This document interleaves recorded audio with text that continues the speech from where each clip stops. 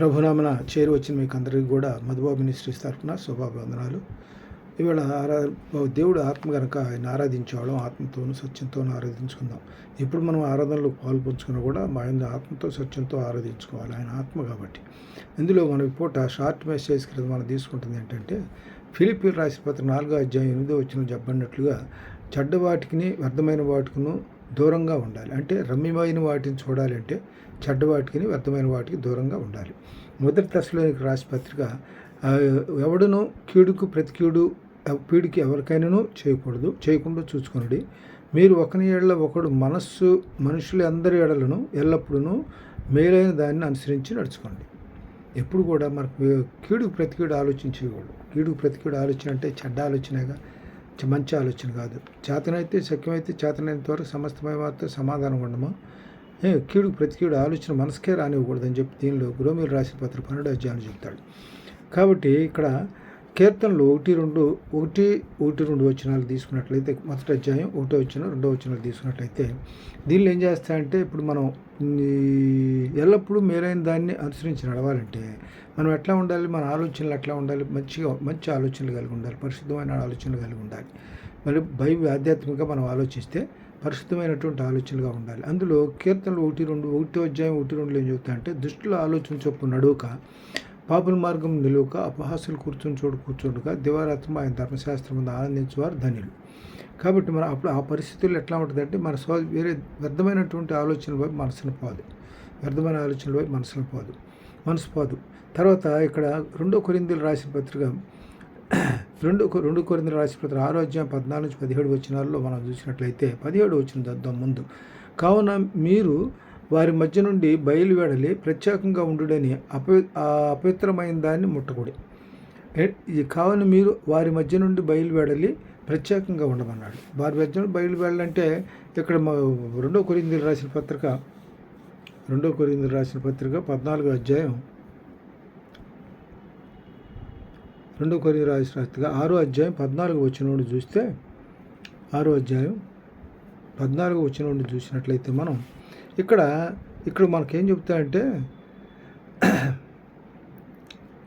ఇది చెప్తాయంటే ఇక్కడ 17వ వచనంలో మనకు చెప్పింది ఏంటి, ఇక్కడ మనకి 17వ వచనంలో, కావున మీరు వారి మధ్య నుండి బయలువెడలి ప్రత్యేకంగా ఉండుడి, అపవిత్రమైన దాన్ని ముట్టకుడు అని ప్రభు చెబుతున్నాడు. అంటే ప్రత్యేకంగా ఉండాల్సిన అవసరం ఏంటి? ఇక్కడ దాని గురించి అంతకుముందు 2 వచనాల్లో మనం చెప్పింది ఏంటంటే, మీరు అవిశ్వాసంతో జోడుగా ఉండకూడి, నీతికి దుర్నీతితో ఏం సాంగత్యం, వెలుగుకు చీకటితో ఏం పొత్తు, క్రీస్తునకు బెలియాలతో ఏం సంబంధం, అవిశ్వాసితో విశ్వాసకి పాలెక్కడిది, దేవుని ఆలయమునకు విగ్రహములతో ఏం పొందిక, మనం జీవం గల దేవుని ఆలయమై ఉన్నాము, అందుకు దేవుడు ఇలాగ సెలవిస్తున్నాడు, నేను వారిలో నివసించి సంతరింతును, నేను వారి దేవుడిని అయిందును, వారు నా ప్రజలై, అంటే ప్రజలై ఉందురు. అయితే ఇక్కడ చెప్పింది ఏంటంటే, విశ్వాసంగా ఉన్నటువంటి మనం ప్రత్యేకించబడిన వాళ్ళం. విశ్వాసం అంటే అవిశ్వాసంతో మనం సాంగత్యం చేయకూడదు, పొత్తు పెట్టుకోకూడదు. అందువల్ల ఏమవుతుందంటే 6 నెలలు కలిసి తిరిగితే వారు వీరవుతా అనేటువంటిది సందర్భం ఉంది. అవతల అవిశ్వాసం ఏం చేస్తాడంటే, మనం విశ్వాసం నుంచి పడగొట్టడానికి ప్రయత్నం చేస్తాడంటే, డైరెక్ట్గా పోయినా ఇండైరెక్ట్గా అయినా మనకేదో శోధనలో పడిపోయే పనులు జరుగుతాయి అక్కడ. అందువల్ల అలాంటి వాళ్ళకి మనం దూరంగా ఉంటే ఎంతైనా మంచిది. తర్వాత దీనిలో కీర్తనలు 26:4-5 చూసినట్లయితే, పనికి మాలిన వారితో నేను సాంగత్యం చేయను, వేషధారులతో పొందు చేయను. పనికి మాలిన వారితో సాంగత్యం చేస్తే ఏమవుతుందంటే, పనికి మాలిన వారితో సాంగత్యం జంగం రాసుకుంటే బూడిద రాలుద్ది అన్నట్టుగా, అవతల పనికి మాలిన వాడితో మనం సహవాసం చేస్తే వాడి నుంచి మనకేం వస్తుంది, ఏం రాదు. అందువల్ల మనం మన సమయాన్ని కోల్పోయిన వాళ్ళం అవుతాం. తర్వాత దీనిలో కీర్తనలు 26:4-5 చూద్దాం. కీర్తనలు 26వ అధ్యాయం 4-5 వచనాలు. కీర్తనలు 26వ అధ్యాయం 4-5 వచనాలు ఏం చెప్తున్నారంటే, పనికి మాలిన వారితో నేను సాంగత్యం చేయను, వేషధారులతో పొందు చేయను, దుష్టుల సంఘము నాకు అసహ్యము, భక్తిహీనులతో సాంగత్యం చేయను. ఇంతకుముందు మనం చెప్పుకున్నాక భక్తిహీనులతో మన సాంగత్యం దీనిలో వాళ్ళతో మనకి ఆడపొత్తు, వాళ్ళ పొత్తు కాదు కదా. అందువల్ల ఏంటంటే భక్తిహీనులతో మనం సాంగత్యం చేయకూడదు. అయితే ఇది కీర్తనకారుడు దావీదు చెప్తున్నటువంటి మాట ఇది.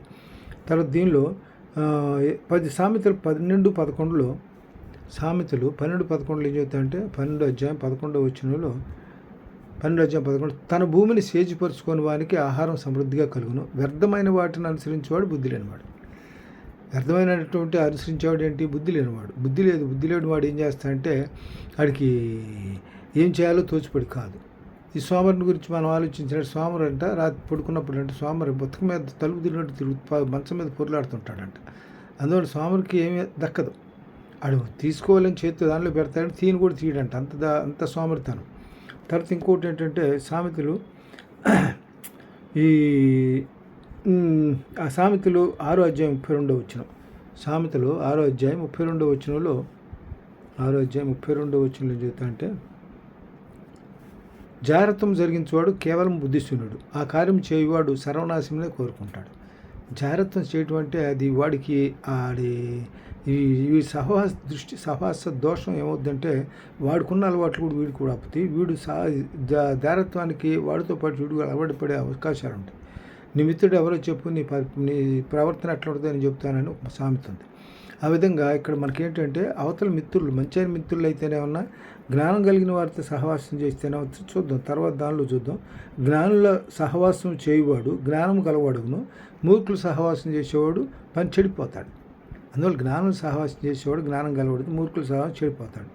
తర్వాత తర్వాత ఇంకో విషయం ఏంటంటే కీర్తనలు 106, 34, 35 వచనాల్లో కీర్తనలు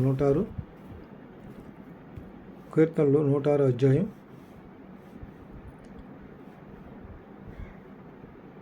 34, 35 వచనాలు చూద్దాం. 34, 35 వచనాలు చూస్తే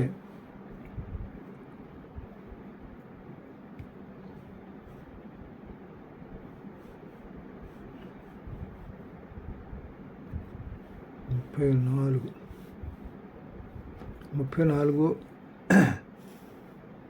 34:35 యెహోవా వారికి ఆజ్ఞాపించినట్లు వారు అన్ని జనులను నాశనం చేయకపోయారు.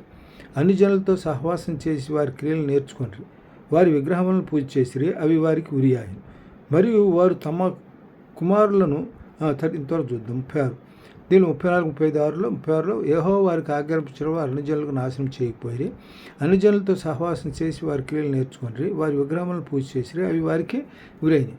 దేవునికి విగ్రహారాధన చేయటం దేవునికి ఇది కోపం, ఉగ్రత. దేవుని ఉగ్రతకు అవకాశం ఇచ్చిన వాళ్ళం అవుతాం.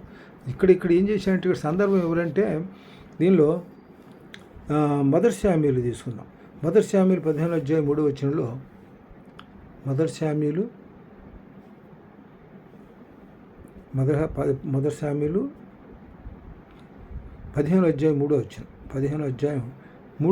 చూస్తే కాబట్టి నీవు పోయి కనికరింపగా అమాలేకులను హతం చేయము, పురుషులనేమి స్త్రీలనేమి బాలులనేమి పసిపిల్లలనేమి ఎద్దులనేమి గొర్రెలనేమి ఒంటెలనేమి గార్ధములనేమి అన్నిటినీ హతం చేసి వారికి కలిగినదంతయు బొత్తిగా పాడు చేసి అమాలేకులను నిర్మూలన చేయమని ఇక్కడ దేవుడు ఏం చేస్తాడంటే సౌలుకి ఆజ్ఞాపిస్తాడు. సౌలుకి చెప్తాడు. సౌలుని రాజుగా ఎంపిక చేసిన తర్వాత సౌలుకి చెప్తాడు, ఆయనకి ఇట్లా ఆజ్ఞిస్తాడు, మనం ఈ పని చేయమని. అమాలేకులను పూర్తిగా నాశనం చేయమంటే వాళ్ళకి కలిగిన సంపదనంతా పూర్తిగా నాశనం చేయమని అమాలేకు సంపద నాశనం చేయమని దేవుడు సౌలుకి ఆజ్ఞాపిస్తే సౌలు ఏం చేస్తాడంటే ఆయన దాని దేవుడు చెప్పిన మాట వినడు. దీనిలో 22-33 వచనాలు ఏం చెప్తాడు చూడండి. 22-33 వచనాలు అదే అధ్యాయం 22-33 వచనాల్లో అందుకు సమూయేలు తాను సెలవిచ్చిన ఆజ్ఞను ఒకడు గైకొనటం వలన యెహోవా సంతోషించినట్లు ఒకడు దహన బలులను అర్పించడం వలన ఆయన ఆలోచించము. బలు అర్పించడం కంటే ఆజ్ఞలు గైకొనటి, పొట్టేళ్ల క్రూవును అర్పించడం కంటే మాట వినటే శ్రేష్టం.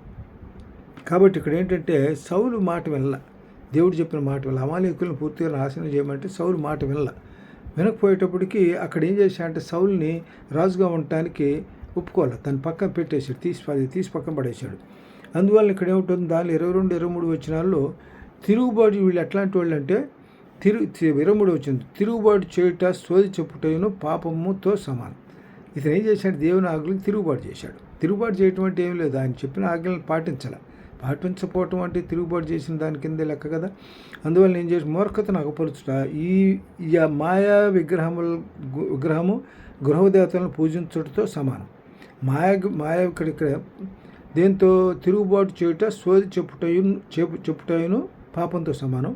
మూర్ఖతను అగపరచుట మాయా విగ్రహము గృహదేవతలను పూజించడంతో సమానం.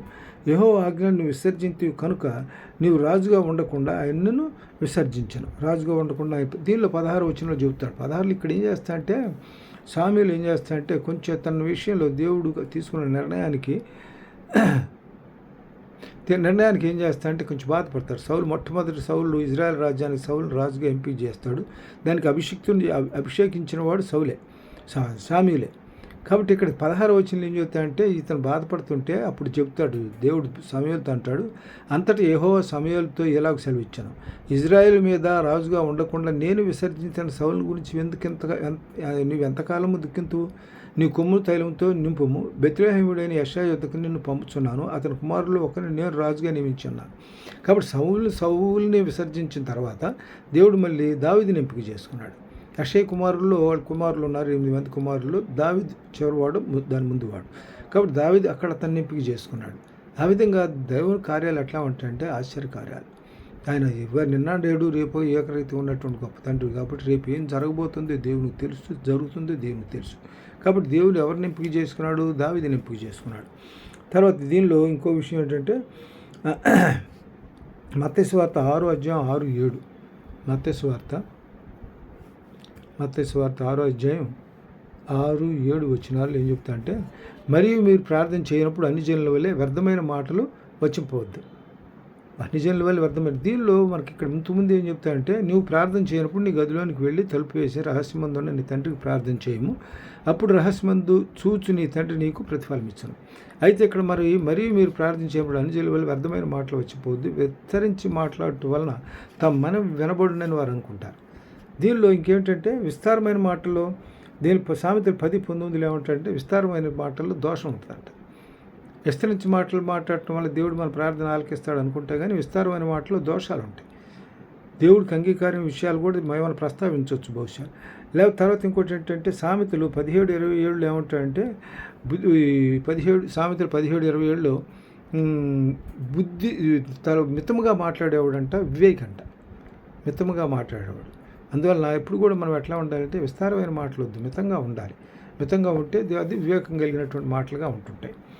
తర్వాత ఈ కీర్తనలు 34:15లో కీర్తనలు 34:15 కీర్తనలు 34 అధ్యాయం 15 వచ్చి కీర్తన 34:15 చూస్తే యెహోవా దృష్టి నీతిమంతుల మీదను ఉన్నది, ఆయన చెవులు వారి మొరలకు ఒగ్గియున్నవి. యెహోవా దృష్టి ఎట్లా ఉంటుందంటే మనం విస్తారంగా ప్రార్థన చేసినందువల్ల కాదు, ఆయన ఆలోచించేది ఏంటంటే ఆయన దృష్టి నీతిమంతుల మీద ఉంటుంది, ఆయన చెవులు వారి మొరలకు ఒగ్గియున్నవి. దుష్టక్రియలు చేయు వారి జ్ఞాపకమును భూమి మీద నుండి కొట్టివేయుటకు యెహోవా సన్నిధి వారికి విరోధంగా ఉన్నది. దుష్క్రియలు చేసే వాళ్ళకి ఆయన భూమి మీద నుండి కొట్టేస్తాడు. కొట్టేయడానికి వాళ్ళ సన్నిధి వారికి విరోధంగా ఉంది. నీతిమంతులు మెరపట్టుగా యెహోవా ఆలకించును, వారి శ్రమలన్నింటిలోంచి వారిని విడిపించును. కాబట్టి నీతిమంతుల ప్రార్థన దేవుడు అంగీకరిస్తాడు. 19 ఆయన చెవులు వారి మొరలకు ఒగ్గి ఉన్నవి. తర్వాత దీనిలో ఇంకోటి ఏంటంటే